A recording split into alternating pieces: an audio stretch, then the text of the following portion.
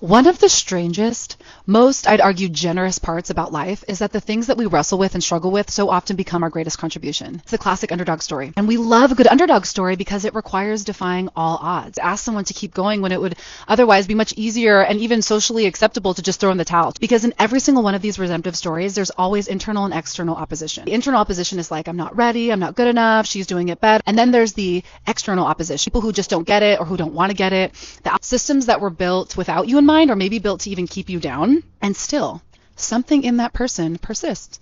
And it's that friction that creates inspiration, and the tension produces transformation. I love these stories for their creativity, for their spirit, for their tenacity, but we really love them for their humanity. They reveal something deeper inside of us. That's why they move us. That's why so often they become movements of their own. See, your favorite industry experts, they did not arrive fully formed. They went through the fire on something they once winced at, and they came out on the other side great. Not just good, but great.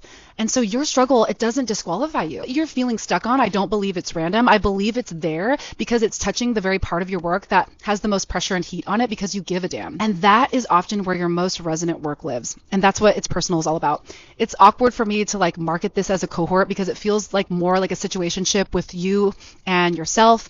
And that is really what it is. It's a 6-week live cohort that feels a lot more like an adventure in self-inquiry, so that you can create the most aligned, honest underdog story, and from that create your body of work or offer or whatever that thing is, and then together we launch. Comment It's Personal if you want me to send you a voice note and we can go back and forth and talk it out.